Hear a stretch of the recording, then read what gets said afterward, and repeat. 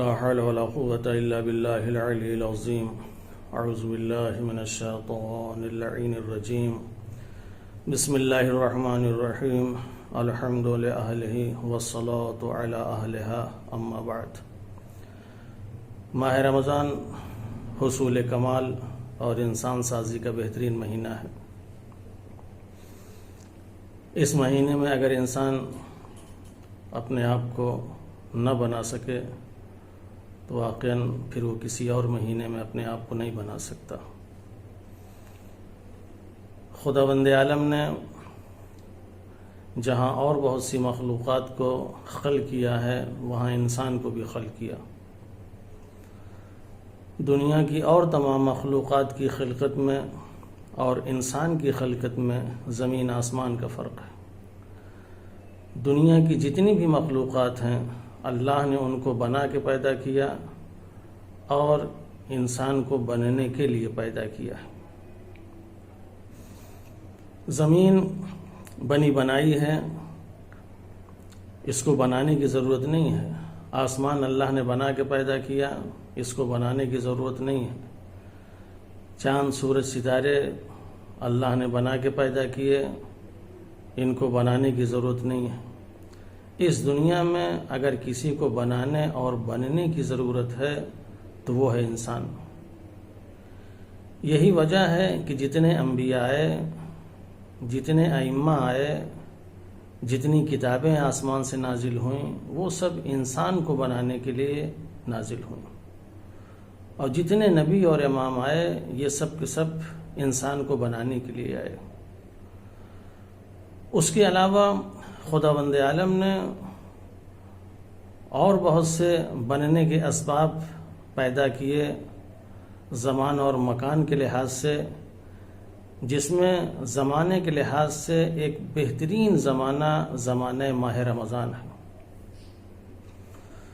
اگر انسان اپنے آپ کو بنانا چاہے تو ماہ رمضان میں اپنے کو بہترین انسان بنا سکتا ہے.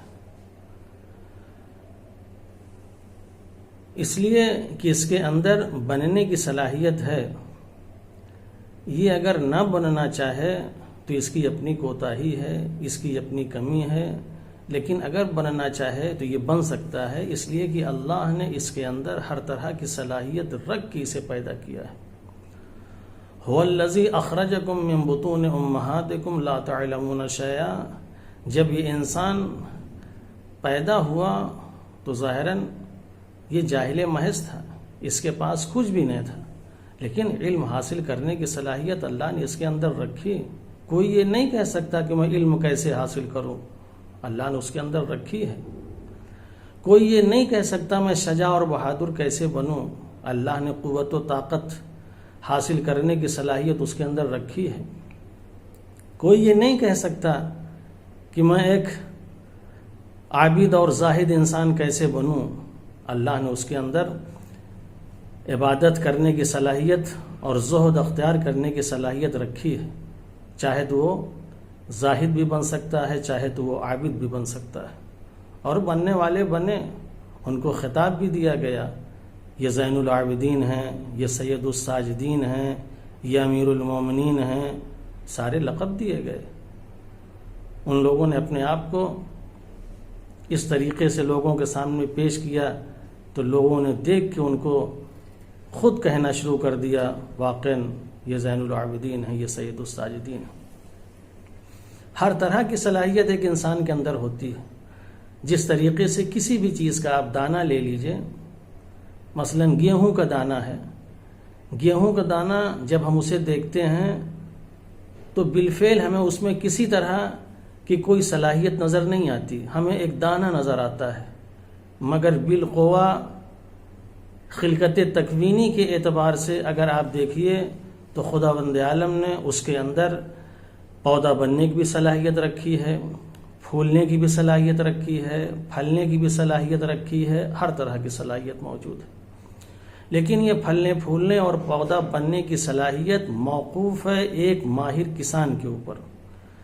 جب ایک ماہر کسان اس بیج کو، دانے کو لے جا کے ایک مناسب اور ہموار زمین کے سینے میں چھپاتا ہے تو جو سال 6 مہینے سے گھروں میں اور دکانوں میں رکھا تھا وہی اب چند دن میں پودے کی شکل اختیار کر لیتا ہے، وہی پھر پھولنے لگتا ہے، وہی پھلنے لگتا ہے۔ یہ صلاحیت اس کے اندر رکھی ہے۔ اسی طریقے سے انسان، ہمیں دیکھنے میں تو بچہ نظر آ رہا ہے، لیکن اللہ نے اس کے اندر سارے کمال رکھے ہیں، سارے ہنر رکھے ہیں، سارے فن رکھے ہیں۔ اگر یہ چاہے تو اپنے آپ کو بہت کچھ بنا سکتا ہے۔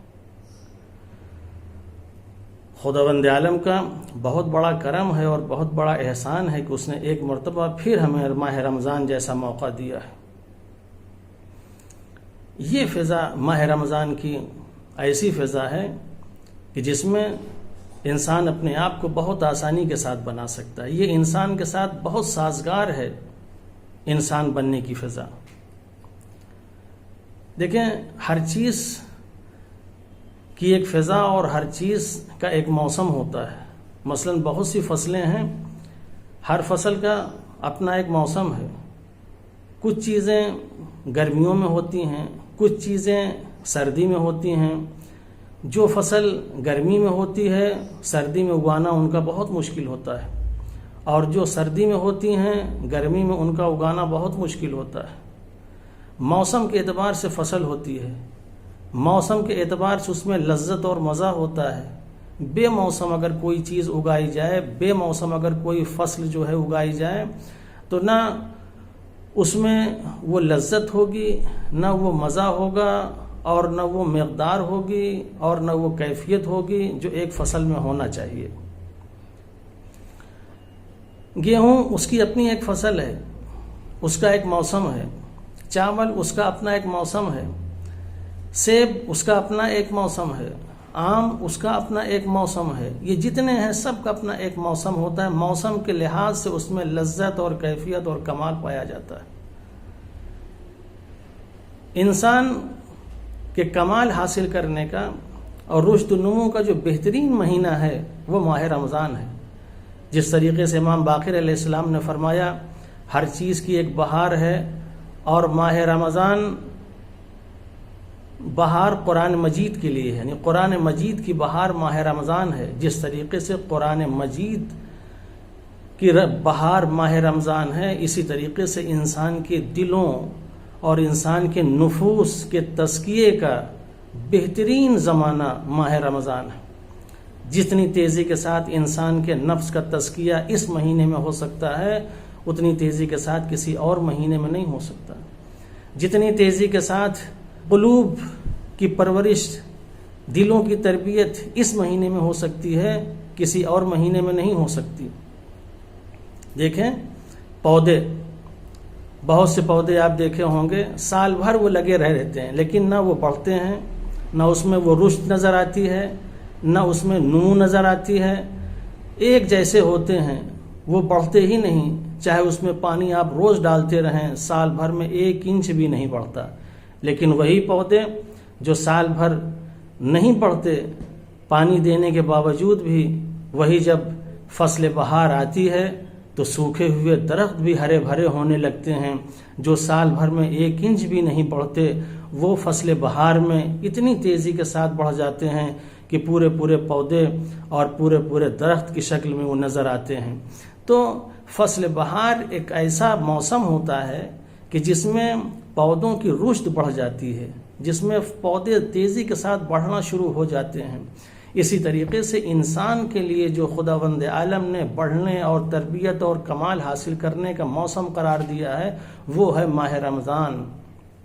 جتنی تیزی سے انسان کمال کی طرف ماہ رمضان میں بڑھ سکتا ہے، اتنی تیزی سے کسی اور چیز کی طرف نہیں بڑھ سکتا۔ اس لیے کہ ماہ رمضان میں وہ فضا انسان کے لیے ہموار ہوتی ہے۔ جو چیزیں انسان کے لیے رکاوٹ بنتی ہیں، وہ ساری رکاوٹیں بھی انسان کے لیے دور کر دی جاتی ہیں۔ رحمتوں کا دروازہ اس انسان کے لیے کھول دیا جاتا ہے۔ واقعاً اگر خدا کی رحمتیں شامل حال نہ ہو، انسان سر پٹک کے مر جائے مگر اپنے آپ کو نہیں بنا سکتا۔ لیکن جہاں اس کی رحمتیں شامل حال ہو جاتی ہے، وہیں ایک بگڑا ہوا انسان بھی اپنے آپ کو ایک اچھا اور بہتر انسان بنا لیتا ہے۔ برکتوں کا دروازہ اس مہینے میں کھلا ہوا ہے۔ خدا کی برکت اگر انسان کے شامل حال نہ ہو تو ایک انسان کی زندگی بے برکت اور عبث ہو جاتی ہے.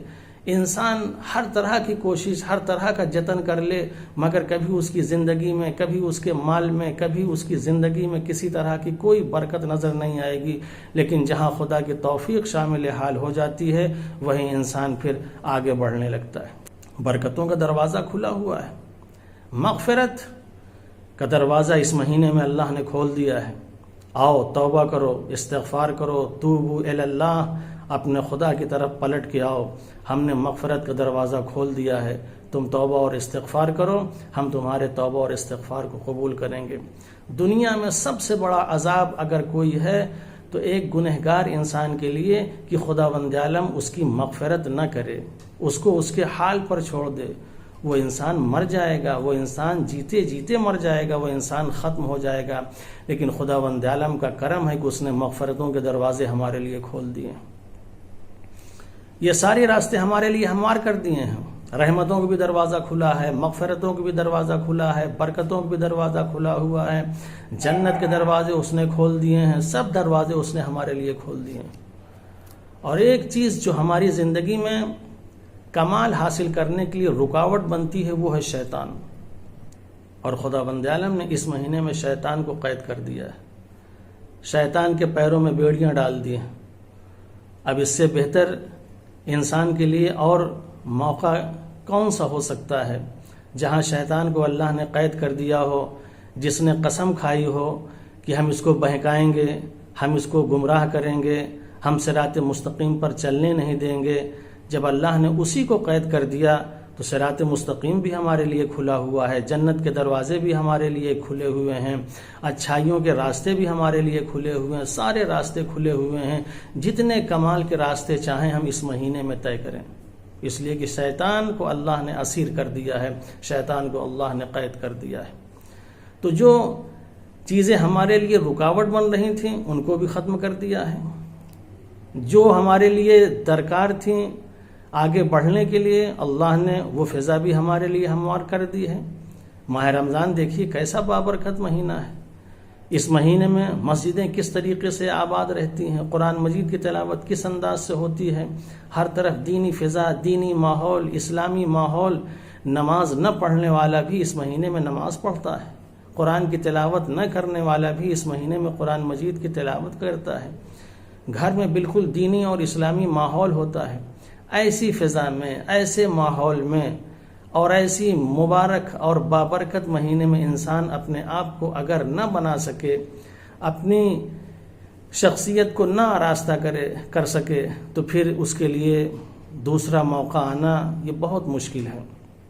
لہذا خداوند عالم نے جو ہمیں یہ موقع دیا ہے ہم اس کی قدر کریں، ہم اس کی معرفت حاصل کریں تاکہ اس مہینے کے ذریعے ہم کمال تک پہنچ سکیں، ہم اپنے آپ کو ایک اچھا اور ایک دیندار اور ایک ایماندار انسان بنا سکیں. وآخر دعوانا ان الحمد للہ رب العالمین.